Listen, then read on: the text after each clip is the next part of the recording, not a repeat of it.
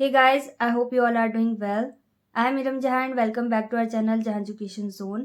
So today we are going to solve exercise 7.1. Chapter name is Linear Equations in Two Variables and the author of this book is Dr. Sudhir Kumar Pundil. So what are you waiting for? Let's get started. So इस exercise को solve करने से पहले कुछ basic चीज़ें उन्हें देखते हैं, फिर ये एक्सरसाइज सॉल्व करेंगे तो ज़्यादा अच्छे समझ में आएगी। सबसे पहले क्या है लीनियर। लीनियर मीन्स होता है डिग्री 1। अब डिग्रीज आपने पढ़ी है चैप्टर 5 में पॉलिनोमियल में। ओके, तो डिग्री मतलब क्या होता है हाईएस्ट पावर। तो जहां पर वेरिएबल्स की हाईएस्ट पावर 1 होती है उसे हम लीनियर इक्वेशन बोल सकते हैं। अब इसके बाद क्या है इक्वेशन। इक्वेशन मीन्स होता है इक्वल, मतलब LHS और RHS आपस में बराबर होने चाहिए यहाँ पर। तो LHS में अगर हमने लिख दिया 3 + 2, RHS में 5 लिखा है तो ये क्या है एक ही है, एक ही बात है, बस लिखने का तरीका अलग है। ओके, तो इक्वेशन का मतलब होता है दोनों साइड बराबर होना, बैलेंस्ड होना। अब इसके बाद क्या है वर्बल्स। वर्बल्स मतलब अल्फ़ाबेट A to Z कुछ भी। ओके, यहाँ पर कितने वर्बल्स की बात करी गई है 2। तो पहले देखते हैं लीनियर इक्वेशन इन 1 वर्बल, फिर 2 वर्बल देखेंगे, फिर इसके बाद क्वेश्चन सॉल्व करेंगे। तो पहले हम देखेंगे एक ऐसी इक्वेशन जिसमें वर्बल सिर्फ एक होगा। फॉर एग्जाम्पल मैंने यहाँ पर एक इक्वेशन नोट करी है, इसमें वर्बल कितना है एक, सिर्फ अल्फ़ाबेट कितनी है एक है। अब ये इक्वेशन आई कहाँ से हमारे पास। फॉर एग्जाम्पल आप किसी शॉप में जा रहे हो, वहाँ पर आपने 3 पेन खरीदे, उन पेन की कॉस्ट आपको नहीं पता, तो आप अल्फ़ाबेट में कुछ भी अज्यूम कर सकते हैं A to Z। तो यहाँ पर हमने इसे x अज्यूम किया। ओके, 3 पेन्स हैं तो 3x हो गया, प्लस एक नोटबुक खरीदी जिसका कॉस्ट आपको पता था कितना है 20 रुपीज़। तो आपने शॉपकीपर से टोटल अमाउंट पूछा, तो शॉपकीपर ने आपसे बोला कि 50 रुपीज़ आपको पे करने हैं टोटल। अज्यूम करते हैं तीनों पेन एक जैसे हैं, यहाँ पर आपने टोटल पेमेंट कितनी करी है 50 रुपीज़ की। तो पेन की कॉस्ट आप पता कर सकते हो। कैसे पता कर सकते हो, यहाँ पर 3x वैसे ही रहेगा, इक्वल सेम नेचर वालों को एक साइड करके, यहाँ पर 50 और 20 कैसा है पॉजिटिव, दूसरे साइड जाकर नेगेटिव हो जाएगा। फिर 3x इज इक्वल टू क्या होगा 50 में से 20 माइनस करें कितना आया 30/3 और 3 से अगर हम इसे डिवाइड कर दें तो कितना आएगा 10। तो पेन की कॉस्ट हमारे पास कितनी आई 10 रुपीज़। अब यहाँ पर जो वैल्यू आएगी जहाँ पर 1 वेरिएबल होगा वहाँ पर हमेशा एक यूनिक सॉल्यूशन होता है, सिर्फ सिंगल सॉल्यूशन होगा कि 10 रुपीज़ ही हो सकती है पेन की कॉस्ट, अगर एक जैसे पेन है तब। ओके, तो यहाँ पर ये फिक्स है इसलिए इसको बोलते हैं 1 यूनिक सॉल्यूशन। अब लीनियर इक्वेशन इन 2 वेरिएबल्स क्या है, जहाँ पर 2 वेरिएबल होंगे 2 अल्फ़ाबेट होंगे, इसका मतलब 2 वैल्यूज़ मिस हैं। तो अभी जो एग्जाम्पल हमने लिया था सेम वही एग्जाम्पल है, बस यहाँ पर वैल्यूज़ दोनों की मिस हैं। यहाँ पर ना तो हमें तीनों पेन की कॉस्ट पता है और ना ही नोटबुक की कॉस्ट पता है। तो लीनियर इक्वेशन इन 2 वेरिएबल्स में हमेशा 2 वैल्यूज़ मिस होती हैं जिन्हें फाइंड करना होता है, x और y की वैल्यूज़। ओके, या a और b कुछ भी हो सकता है। अब यहाँ पर इसके बहुत सारे सॉल्यूशंस आ सकते हैं, एक सिंगल सॉल्यूशन नहीं होगा। क्यों नहीं होगा, यहाँ पर हम अगर 30 लें तो 30 + 20 भी 50 होता है, जैसे आपने पहले वाले में देखा। तो यहाँ पर हम कुछ भी अज्यूम कर सकते हैं। अगर पेन की कॉस्ट हमने 5 अज्यूम करी तब नोटबुक की कॉस्ट कितनी होगी 35, क्योंकि इन दोनों का सम किसके बराबर होना चाहिए 50 के बराबर होना चाहिए। इस तरीके से ये डिफरेंट हो सकता है, बहुत सारे इसके सॉल्यूशंस आ सकते हैं। तो यहाँ पर क्या होगा मैनी डिफरेंट सॉल्यूशंस।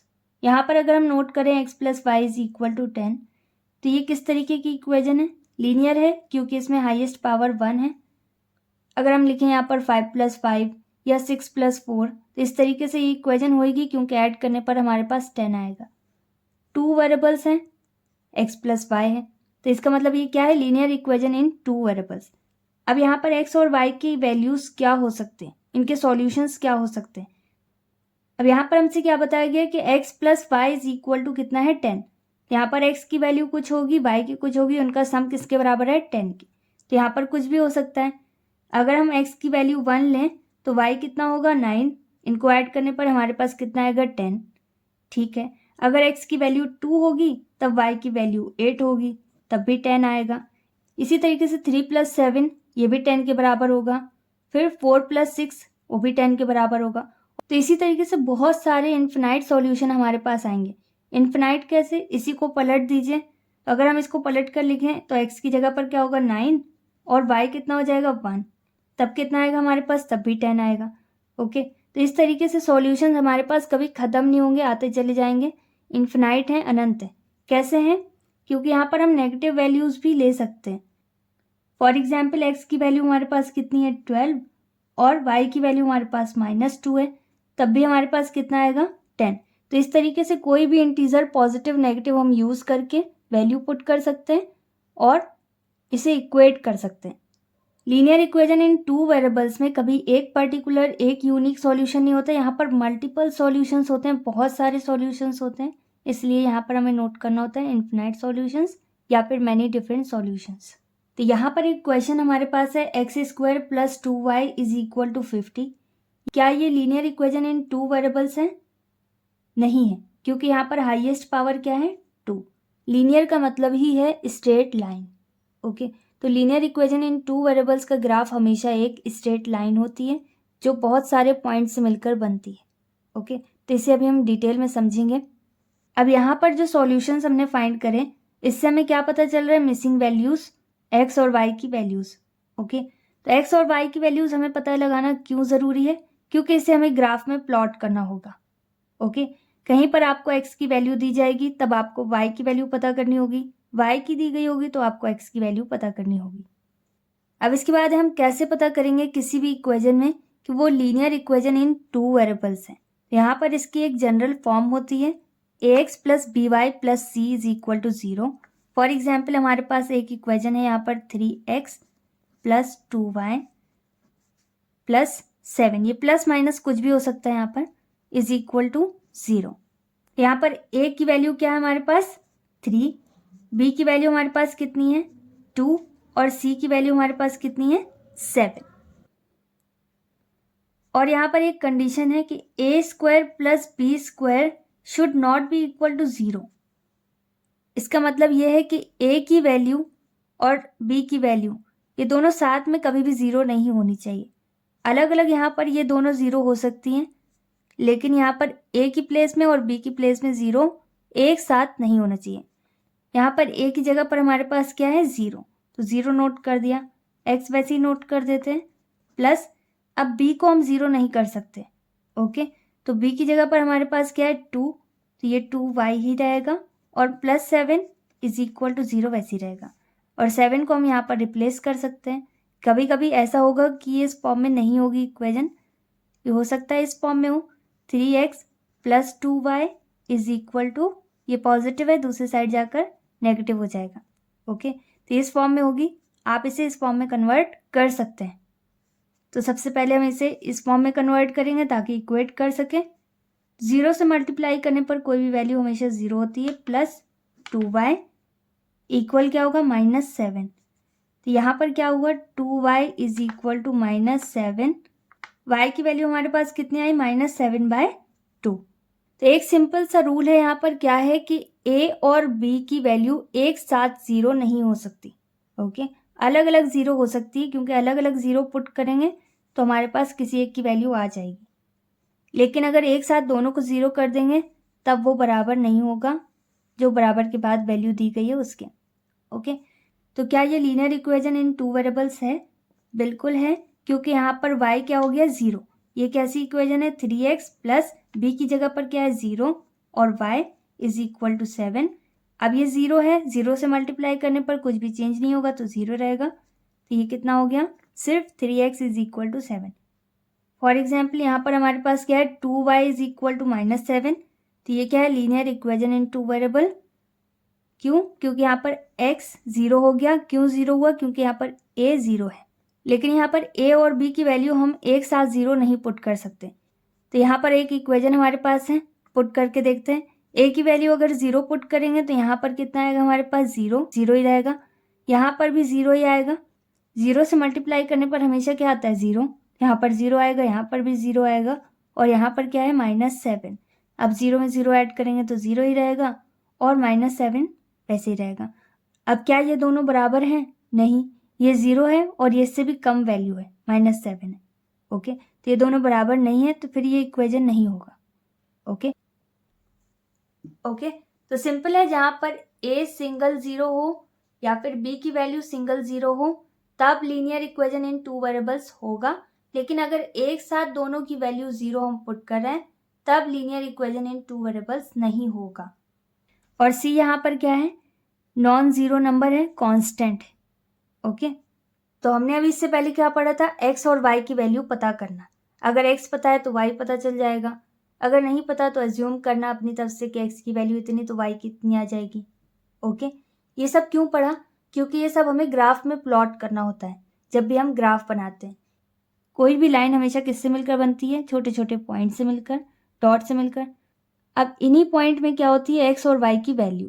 तो ग्राफ को प्लॉट करने के लिए हमें एक्स और वाई की वैल्यू पता होनी चाहिए, तभी हम किसी भी पॉइंट का कोऑर्डिनेट पता कर सकते हैं। ओके, फॉर एग्जाम्पल यहाँ पर हमारे पास एक पॉइंट है, इस पॉइंट का कुछ नाम होगा, ए बी सी कुछ भी, तो यहाँ पर कोई भी पॉइंट आ सकता है, ए बी सी डी कुछ भी।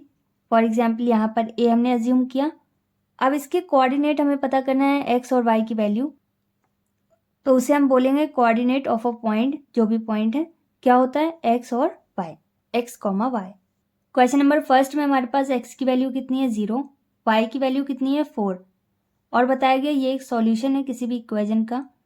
तो ग्राफ में इसे हमें प्लॉट करना होगा। It's very simple. Question number first में हमें क्या बताया गया है, एक्स की वैल्यू कितनी है, 0, और वाई की वैल्यू कितनी है हमारे पास, 4। इसे हमें ग्राफ में प्लॉट करना है। यहाँ पर ये जो लाइन गई है हॉरिजॉन्टल, ये क्या है, एक्स एक्सिस। तो यहाँ पर हमें नोट करना होगा एक्स एक्सिस, और अगर एक साइड हमने एक्स अज्यूम किया है तो दूसरी साइड हम एक्स डैश अज्यूम कर सकते हैं।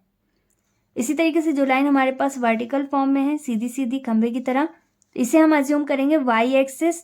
यहाँ पर हमें नोट करना होगा वाई एक्सिस। ओके, और दूसरे साइड हम वाई डैश अज्यूम कर सकते हैं।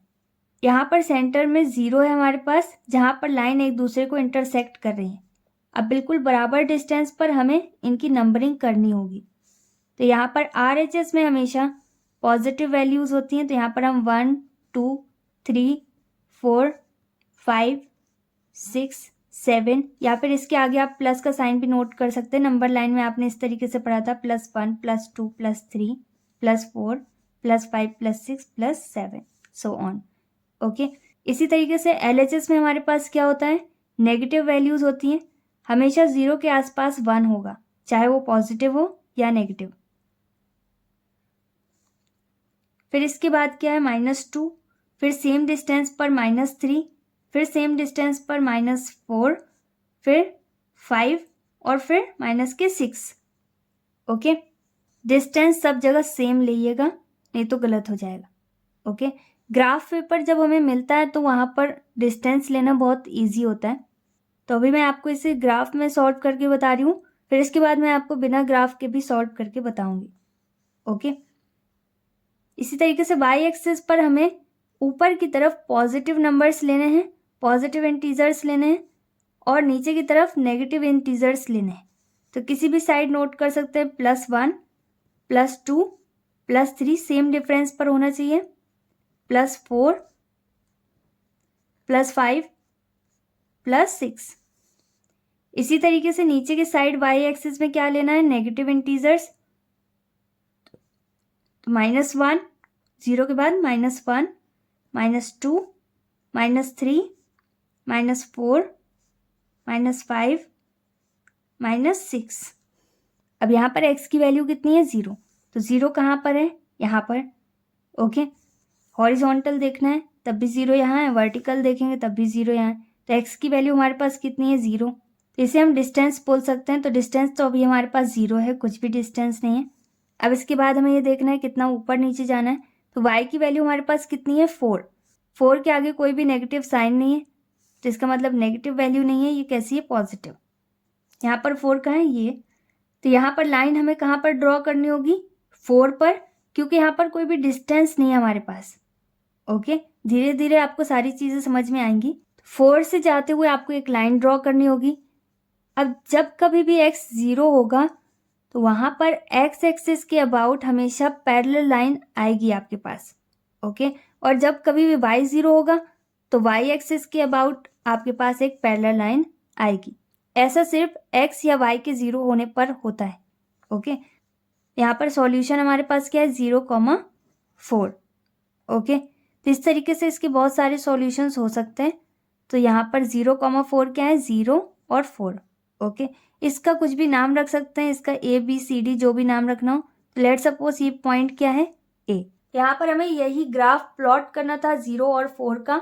यहाँ पर 4 और 0 मत करिएगा, वो रॉन्ग हो जाएगा, क्योंकि फिर y की वैल्यू 0 होगी, तो फिर आपका पूरा ग्राफ ही गलत हो जाएगा। ओके, जो वैल्यू आपके पास x में दी है उसे x एक्सिस में लेना है, जो भी वैल्यू आपके पास y में दी है तो उसे y एक्सिस में लेना है। सेकंड पॉइंट में हमारे पास x की वैल्यू 1 है, y की वैल्यू 5 है, और इसे भी हमें ग्राफ में प्लॉट करना होगा।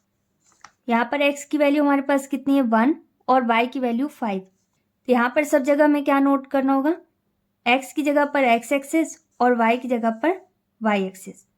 Okay, I hope it is clear to you. अब इसके बाद सेंटर में हमारे पास क्या होता है 0, जहाँ पर लाइंस एक दूसरे को इंटरसेक्ट करती हैं। यहाँ पर हमें पॉजिटिव इंटीजर्स पुट करने होंगे, +1, +2, +3, +4, +5। अब यहाँ पर लाइन आप कितनी भी बड़ी ड्रॉ कर सकते हो। यहाँ पर जो नंबरिंग आपको करनी है x और y के अकॉर्डिंग करनी है। y देख लेना पॉजिटिव है तो उतना ले जाना, x देखना कितना है उसके अकॉर्डिंग आप कर सकते हो। अब यहाँ पर x की वैल्यू हमारे पास कितनी है 1, तो यूँ समझ लीजिए हाइट कितनी है 5, y का मतलब हो जाएगा हाइट और x मतलब डिस्टेंस, तो डिस्टेंस कितना है 1, तो 1 तक का डिस्टेंस है अपने पास। इस तरीके से डॉटेड फॉर्म में रिप्रेजेंट कर सकते हैं। यहाँ पर x की वैल्यू हमारे पास कितनी है 1, तो 1 तक का डिस्टेंस है, और हाइट कितनी हमारे पास आ रही है, y की वैल्यू कितनी है 5। तो हमें इसे डॉटेड फॉर्म में रिप्रेजेंट करना होगा, क्योंकि सॉल्यूशन हमारे पास एक ही है। जब हमारे पास एक से ज़्यादा सॉल्यूशन होंगे तब एक लाइन हम ड्रॉ कर सकते हैं। ओके, तो यहाँ पर हमारे पास क्या आया, सॉल्यूशन आ गया। अब इसका कुछ भी नाम रख सकते हो आप, ABCDLMNOPQ। ओके, कुछ भी। यहाँ पर हमें सिर्फ x और y की वैल्यू को रिप्रेजेंट करना था, हमने कर दिया। अब इसके बाद थर्ड पॉइंट हमारे पास क्या है, -4 और -4। ये भी x और y की वैल्यू है, बस यहाँ पर थोड़ा अलग तरीके से लिखा हुआ है, x और y नहीं लिखा गया।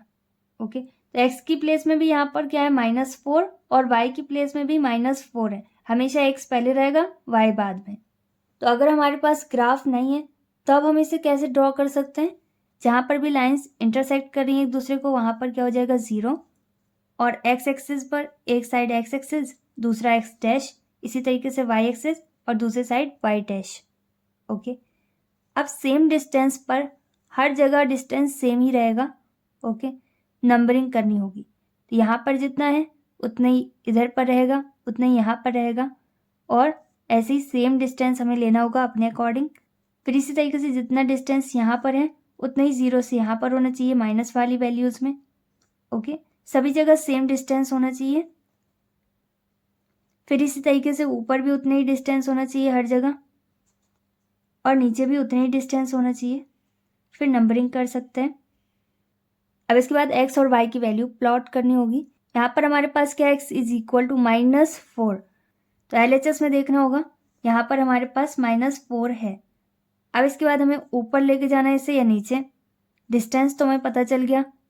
तो y की वैल्यू भी हमारे पास कितनी है -4, तो मतलब हमें नीचे लेकर आना होगा। सेम डिस्टेंस पर लेकर इस तरीके से डॉटेड फॉर्म में इसे रिप्रेजेंट कर सकते हैं। यहाँ पर पॉइंट आया हमारे पास दोनों को मिलाने के बाद। अब इस पॉइंट का कुछ भी नाम रख सकते हैं और सॉल्यूशंस नोट कर सकते हैं। सॉल्यूशन हमारे पास क्या है -4, -4। ओके, यहाँ पर इसकी कुछ भी वैल्यू रख सकते हैं ABCD,